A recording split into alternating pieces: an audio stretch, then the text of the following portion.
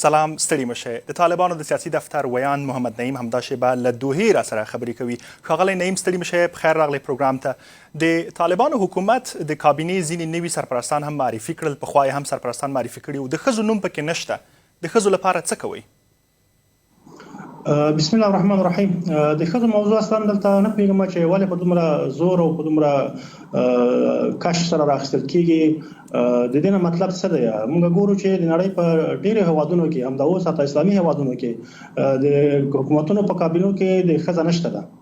که دغه مشکل داسې وي چې دا رښتیا یو مشکل وي، یو اساسي مشکل وي، خو دا باید په هر ځای کې وي. دا چې یوازې اسلامي امارت هغه هم چې تر اوسه پورې د کابینې یو میاشت نه پوره کېږي ټاکل شوې ده، په دې کې دا خبرې مطرح کېږي. دې نه مطلب څه دی؟ یو دوهم دا چې دغه که یو ښځه په کابینه کې راشي، دلته مطلب څه دی؟ صرف د یوې ښځې راتګ په کابینه کې دا هدف دی، او که هدف دا دی چې د ښځو ستونزې هوارې شي، او آیا د ښځې ستونزې صرف همدغه دي چې دوی په کابینه کې راشي ټولې ستونزې هوارېږي؟ دا کومه منطقي او یعنې عقلاني پرېکړه ده؟ فکر نه کوم. موږ د دې لپاره باید داسې کوشش وکړو دغه رمزي شیان خو موږ تاسو وکړه په شلو کلونو کې چې کله د ښځو په نامه یا ارګان کله بل نامه، خو د ښځو ستونزې نه دا چې حل نه شولې بلکې زیاتې شولې.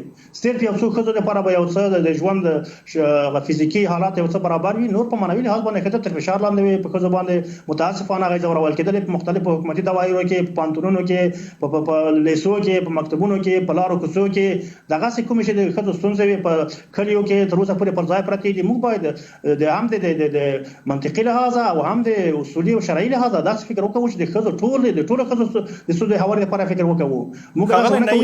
ښاغلی نعیم، زه غواړم وپوښتم، د افغانستان نږدې 20 میلیونه ښځې دي. د دغو 20 میلیونه ښځو ونډه څه شوله ستاسو په کابینه او په حکومت کې؟ ما همدا خبره کوله چې دا فکر د کوم ځای نه راغلی دی چې 20 میلیونه ښځې به ټولې په کابینه کې وي. ما تاسو ته وویلې د دوی استازي به څه کېږي؟ بالاخره ټولو ته خو ځای نشئ ورکولی. استازی څه کوئ؟ د دوی استازي نیسئ که نه په کابینه کې؟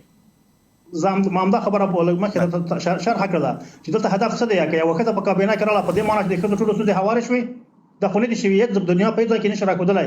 او که دا وي چې د ښځو ستونزې یوازې ښځې حل کوي، بیا خو دا ټوله دنیا په غلطه روانه ده. ځکه موږ تاسو ګورو چې په دا ټولو حکومتونو کې نظامونو کې هلته موږ ګورو چې د ښځو ستونزې د نارینه‌وو د خوا حل کېږي.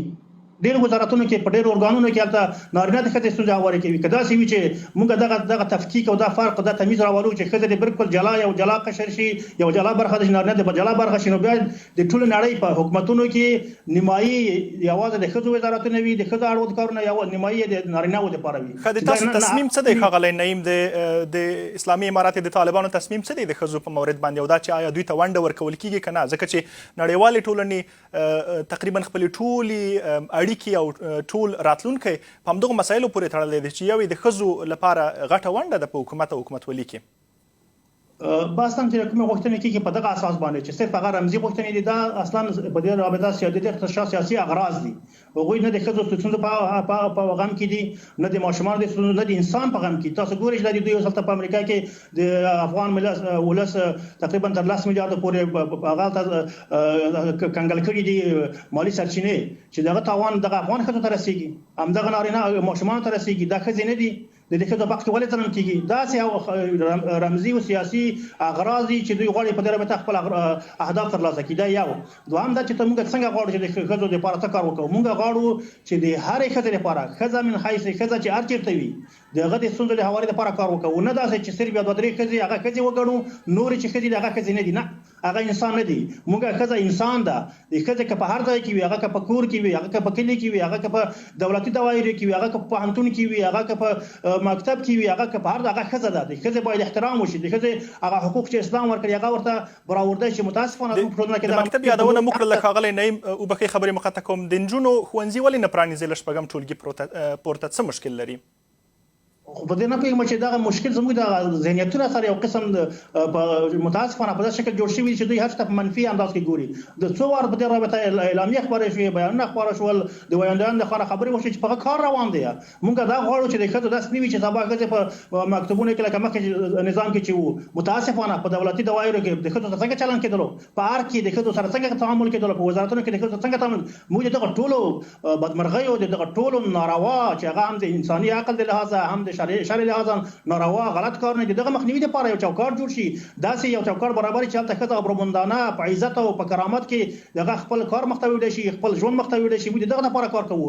نه دا چې ښاغلی نعیم د کابینې په اړه باندې راته ووایي څومره پکې د اقلیتونو لپاره سهم ورکړل شوی دی او دا چې څومره مسلکي دی ځکه چې یوازې پرون د کورنۍ چارو په وزارت کې 15 معینیتونه او ریاستونه اعلان شوي دي له 4 پرته نور ټول ملا صاحبان او قاریان دي. څه فکر کوئ مسلکي ادارو کې دوی کار کولی شي که څنګه؟ فکر کوم مثلا خو چې کوم مسلکي کارونه مختلف یا پرسونل دي هغه مختلف ده پرده کې دغه څه ده د ادارې پرس کې چې یو کس راځي هغه د کارونو د کنټرول د ادارې لپاره وي هغه نه په کمپیوټر باندې خپل کار کوي نه هغه پرده کې دغه وي او بکه چې خبره مقطع کوم نو څنګه به د پالیسي او ستراتیژي موین د مثال په توګه باندې د پالیسي او ستراتیژیانو په مسلو باندې پوه شي که مسلک دا نه وي هغه د خاص ملګری شته دغه سره دغه بخش کې په دغه په کې هر بخش کې تاسو اشاره ورته وکوله ته کسان شته دغه کار کوي دا خو نه ده چې ټوله پرسونل ټوله هغه چوکاټ او ټوله اداره بدله شوې ده نو دغه کې ادارې د کنټرول او دغه کارونو د سمون په خاطر باندې یو کس چې هغه په اداره کې هغه معلومات لري یا کولای شي هغه کار کوي اداره کوي شي نور خو پرسونل ورسره دي متخصصین ورسره دي دغه شل کاله چې دوی په دغه اداره کې کار کوي دغه کسان خپل ځایونه باندې دي د کېږي د نور قومونو په ارتباط هم کلنډ یادونه وکړي آیا دوی ته هم سام ورکوي که څنګه په کابینه کې کابینه کې خو د نور قومونو لپاره تر ډیره پورې ځای شته دی چې ازبک قوم لپاره شته دی کې راغلي دي تاجک کې راغلي دي نورستاني په کې راغلي دي دغه څه قرار په نورو بخښونو کې هم ان شاء الله د ټولو داسې یو نظام رامنځته کېږي چې هغه په ټول ولس په هغه کې خپل ځان ګوري او د خپل ستونزو د هواري لپاره به دغه فرصت لري چې ستونزې هواري شي بل دا چې سمون ته چې دغه کوم نظام جوړیږي د دنیا په کوم ځای کې موږ کم تر کمه د خلکو نه د دغه کسانو چې دغه ذهنیت ورسره دي دا خبر راپورته کوي دغه نه مغوښتنه دا چې تاسو خو د دنیا په یو کونج کې داسې نظام راوخی چې هلته یو تحول راشي یو لوی نظام بدل شي سر تر پایه په هغه کې یو تغییر راشي او هلته بیا په 2 هفتو کې ټول مکمل جوړ نظام چې هغه کې ټول مشکلات حل وي قومي جوړښتونه او هغه سمتي جوړښتونه او د ژبې او نور کیسې ټول پکې برابر وي دا په 3 هفتو کې کیږي دا په یو میاشت کې کیږي